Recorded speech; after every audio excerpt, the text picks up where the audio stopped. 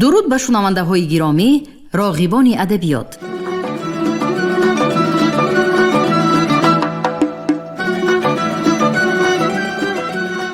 با توجه شما عزیزان، کتاب قهرمان تاجیکستان استاد صدرالدین عینی نمونه ادبیات تاجیک در قرائت کارمند شایسته تاجیکستان علیزاده عبدالرشید خوجمقل. گفتار 29.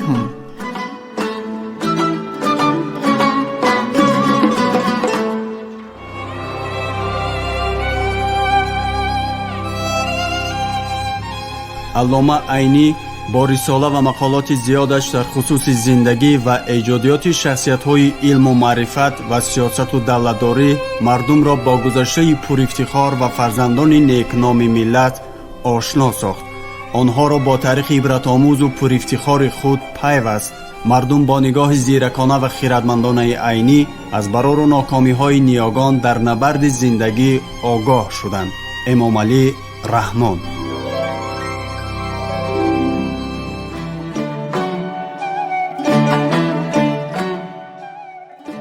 گفتارها در وصف علامه صدرالدین عینی.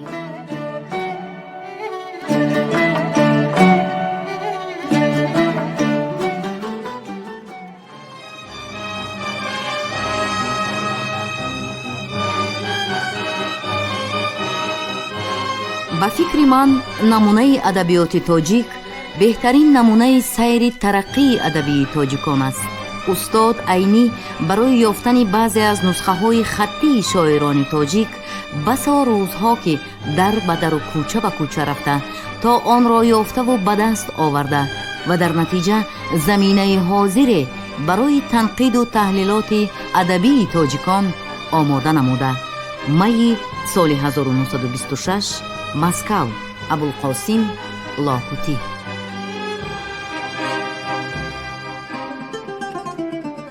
عینی مدنیتی بою ҳазорсолаи халқи тоҷикро ки ин мардуми озодидӯст онро ҳамчун хазинаи адонашаванда асрҳо боз ҳифз карда омадааст аз бар карда буд. саргузашт ва ҳодисаҳое ки худи адиб онҳоро дида аз сар гузаронида ва эҳсос кардааст асоси асарҳои ояндаи ин сарояндаи қисмати халқ гардиданд. عینی یک سرود زیبایی را در وصف محبت به انسان، روشنایی و بخت و سعادت تا روزهای ما آورده رساند. میرزا ترسونزاده.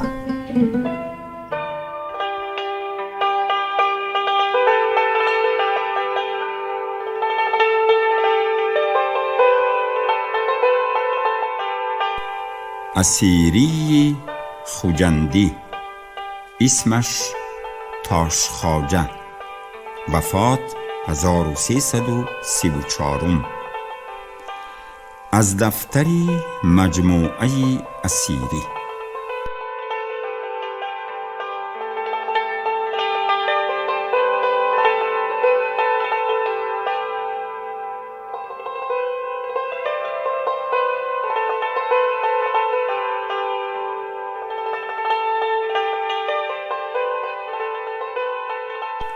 اسیری در این پارچه بعد از توصیف شخصی سالیسکی عبدالقادر مدرس قاشقری بوده است، دیدنش به دست او دیوان تجلی هندوستانی را حکایه می کند. در ذیل حکایه یک قصیده تجلی را جواب می گوید. آن قصیده این است به طریق انتخاب: آدمیت چیست؟ خود را دور از شر داشتن، خیر خواهی خلق بودن، نفعی بی زر داشتن، از صفا آیینه بستن، خانه دل را مدام، از چراغی صدق خاطر را منور داشتن، از نطاق حسن همت برمیان بستن کمر، بر سر از ترک حواجیز زیب افسر داشتن. حواجیس آن چیزهایی که در خاطر خطور کند و وسوسه اندازد. از نطاق حسن همت برمیان بستن کمر، بر سر از ترک حواجیس زیب افسر داشتن. خویش را در شاهراهی فقر افکندن به خاک، در طریق فاقه خود را خار کمتر داشتن. قامتی هستی به دیبای کمال آراستن، جامه فضل و هنر پیرایه‌ای برداشتن. بی گمانی این و آن در چارسوی کائنات، خلق را از خلق نیکو عود مجمر داشتن. از شمیم عطر زلفی شاهدی حسنی بیان، شامه اصحاب معنی را معطر داشتن. در مزاجی بدرگانی دهر از نوکی زبان، بحر اصلاحی رعونت نیش نشتر داشتن. اژدهای نفس سرکش را به تعلیم ستاد، از قناعت قوت دادن قلع خیبر داشتن. ذکر را کردن بهشت انشای ذکری وصفیار، فکر را خلد آشنای یار دلبر داشتن. خشک لب مردن به فکری لعل کوثر پرورش، دیده را با یاد نازی نرگسش تر داشتن.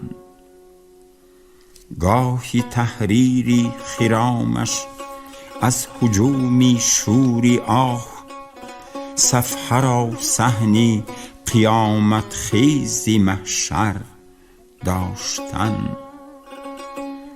در صفوفی کارزاری خیلی اصحابی عناد، سینه را زور آزمایی زخم خنجر داشتن.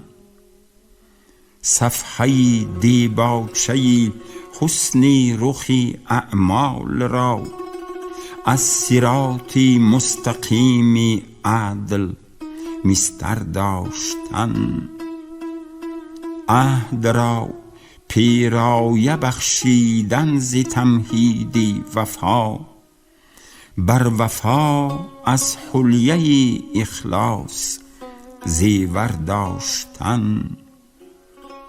جوهری نوری نگه را موج دادن از حیا، بر حیا از جوهری آداب گوهر داشتن.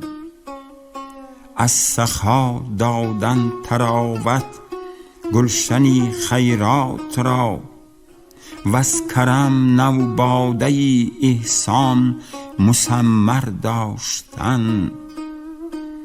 درع طاقت در بر افکندن به هنگامی مصاب، وز شکیبایی به تارک خود و مغفر داشتن. دامنی افق انتمایی جود و ذیلی امتنان، بر سری افتادگانی خاک چادر داشتن. روضه رضوان ملت را به آبی اجتهاد، همچو باغ خلد دایم تازه و تر داشتن. دور گردیدن به گردی مدعا پرگاروار، بر محیطی مرکز آمالی محور داشتن. سایه گستردن چو طوبی بر سری اهلی نیاز، خویش را در باغ دلجویی صنوبر داشتن.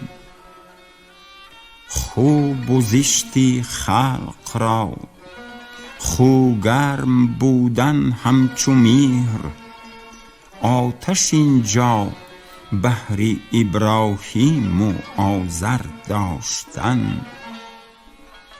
سرعتی سیع فرا بردن پی صید مراد، از شتاب برق جولانی تکاور داشتن.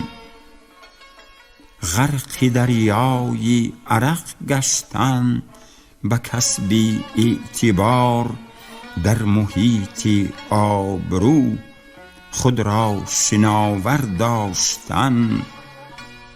چشمی نابینا گذشتن بر سری عیبی کسان، گوش را از حرف طعنی هرزگان کر داشتن.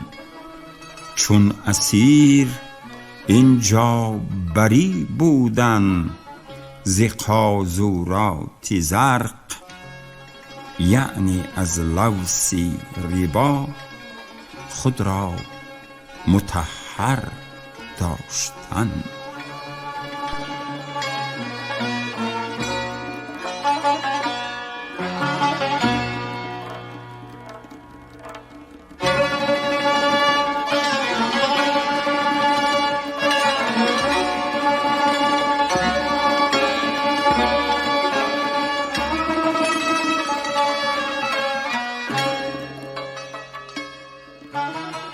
اسیری در این قصیده بعد از آن که درباره شریعت و کتاب و سنت می نویسد، سخن را درباره علما و مشایخ عهد آورده می گوید. آه از این جنسی نجاست طینتانی زود کش، چون به آبی تیغ نتوانشان مطهر داشتن. عنکبوتانند هنگامی که گیرند اعتکاف، صید مظلولی غرض در زیر چادر داشتن. صوف پوشانند اما در غمی دیبای روم، از کلاه اینجا هوای تاج قیصر داشتن.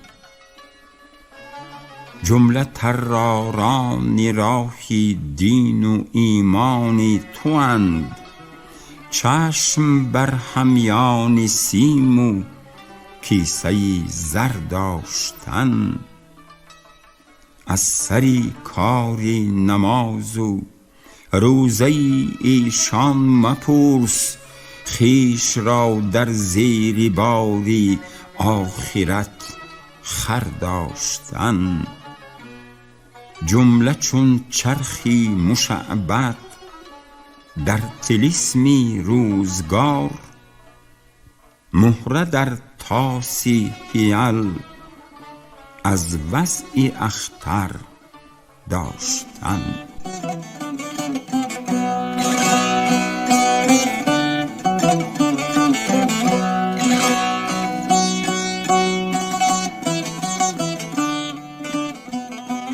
این قصیده 76 بیت بود، اما به نقل همین قدر اکتفا افتاد. اسیری مرد قلندر مزاج و آزاد طبع بود. خوش آمدگویی و مداهنه را نمی دانست. از ریا و نفاق متنفر و از طمع بری بود. با وجودی صاحب علم و کمال بودن منصب‌های علمی را قبول نکرد، به سنگ آسیا تراشی تأمین معیشت می نمود. به ادبیات جدیده مایل و به خوبی‌های اصول جدیده قایل بود. درباره مکاتب جدیده به التماس فقیر شعری نوشته بود که در قسم سوم این مجموعه به قطار ادبیات جدیده نقل خواهد شد. درباره تاریخ وفات اسیری، ظفرخان جوهری است روشنی که نمونه ادبیش در باب جیم این قسم نقل خواهد شد نوشته: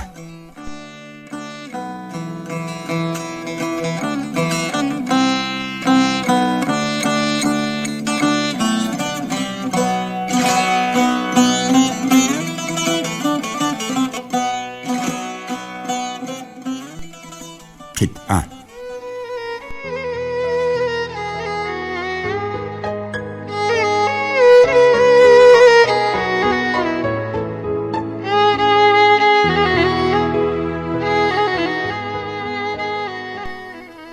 اسیری خجندی تاش خواجه که شمع جمع اهل علم و فن بود، چو آن جوشی بهاری فضل بگذشت، خزانی شد گلستانی سخن بود. برای حل تاریخ وفاتش قلم این نکته چون در عدن سود، ز سوز هجر آن سیمای فطرت برآمد از چراغ انجمن دود.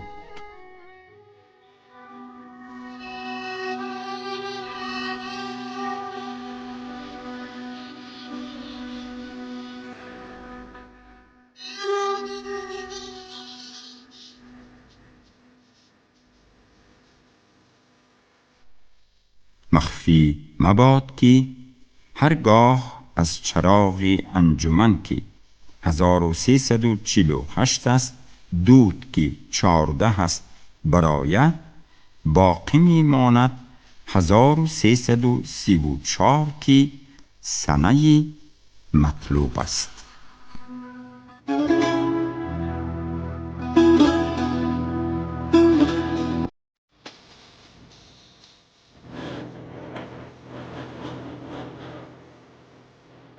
افضل مخدومی پیرمستی بخارایی، وفات 1334 هجری. از تذکیره منظومه صدر ضیای بخارایی.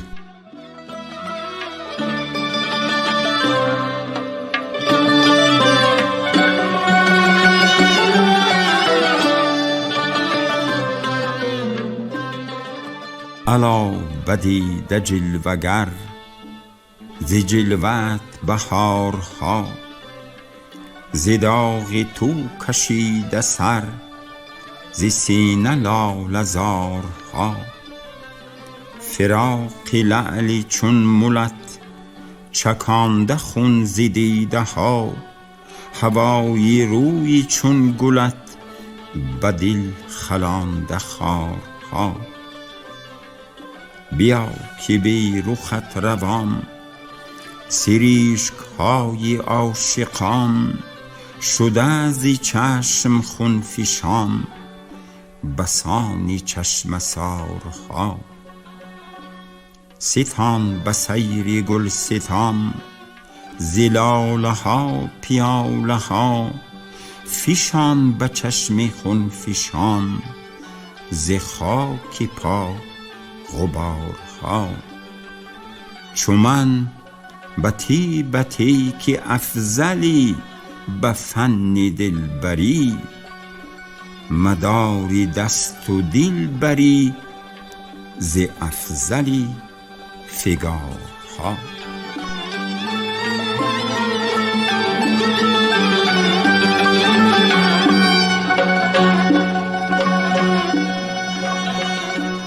رخش با موج خو خوشبو، گلستان خوش گلاب است این، خطش با خال دلجو سنبلستان مشک ناب است این.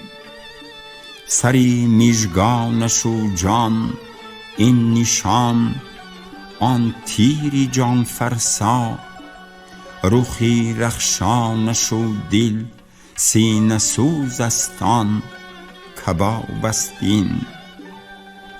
لبی نوشین و چشمانش دهد این درد و آن درمان، نگاه و رشعه لعلش خمار است آن شراب است این. به زیر موی او رو آفتاب است این و ابر است آن، خطش با روی نیکو هاله است آن ماهتاب است این. بناگوشی خوشش با زلف این ماری است آن گنجی، کرامی طرز جان است و بری جانها تناب است این. جمالی یار و چشمم این همه آب است و آن آتش، به برقی جان گداز است آن، به اشکی بی حساب است این. بود سیمایش و دل افضل این سیماب و آن شعله، بسی در التهاب است آن و با صد اضطراب است این.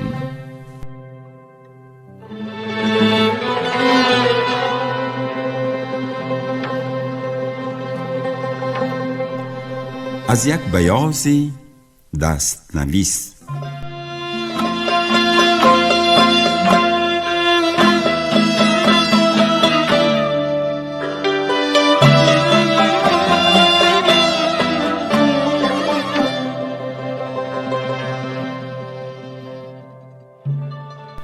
نه بر این است دلی من، نه بر آن است دلی من، هرچی مرزای تو باشد به همان است دلی من. چی بگویم به تو از حال دلی زاری حزینم، که چنین است دلم یا که چنان است دلی من. بنوازم به کرم یا به ادا یا به نگاهی، که ز درد و علمت ناله کشان است دلی من. چون نباشد دلم آشفته و پرپیچ و پریشان، که به آن طره پیچان نگران است دلی من. بتی من، گلرخی من، دلبری من، لب شکری من، ز غم لعل خموشت به فغان است دلی من. دل من داند و من آنچه گذشت از غم هجرت، تو چی دانی که ز هجری تو چی سان است دلی من. ز نگاهی بتی طنازی ستم پیشم افضل،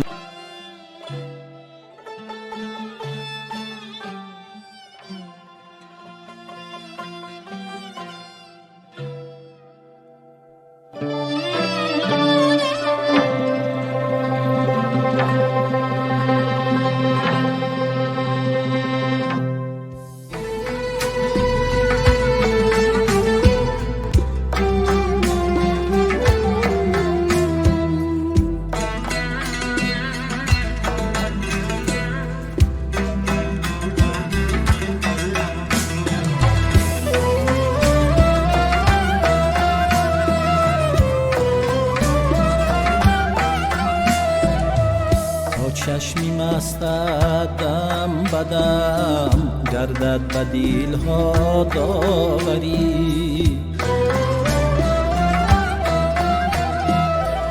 تا چشمی مستت دم بدم گردد به دیلها داوری. لعلت به مشتاقان خود کز لطف دارد ساغری. گاه رسم آیینی وفا گاه جفا و کافری.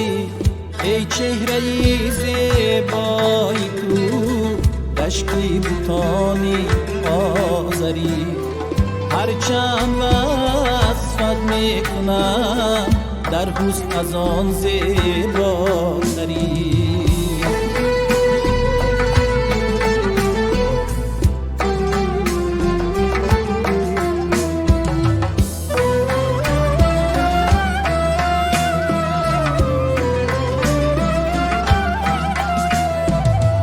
در کویت زیبا سنم افتاده و لرزیدم.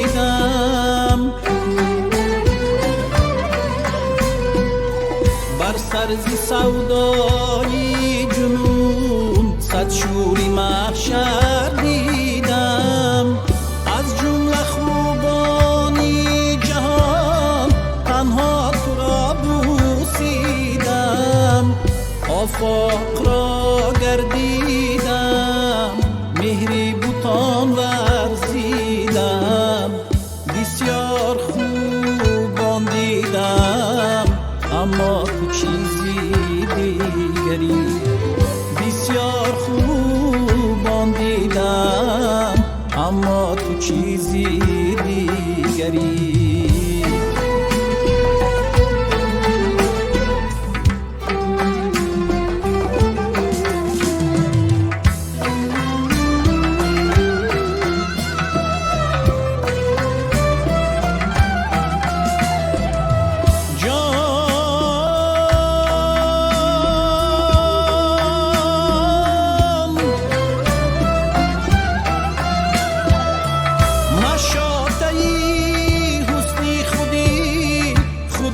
تماشا کرده اید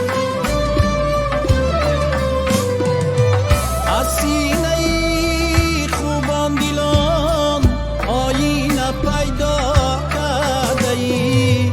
تسخیر دلها کرده اید بر خود تمنا کرده اید.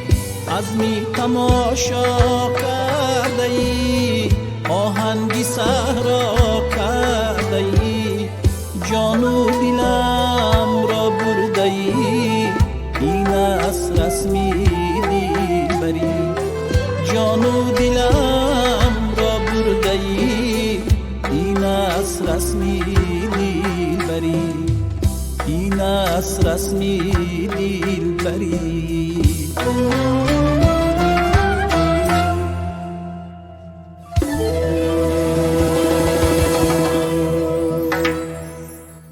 шунавандаҳои арҷманд, шумо гуфтори 29-ро аз рӯи китоби устод Садриддин Айнӣ намунаи адабиёти тоҷик дар қироати корманди шоистаи Тоҷикистон Ализода Абдурашид Хоҷамқул шунидед. коргардони гуфтор Шералӣ Нағзалӣ.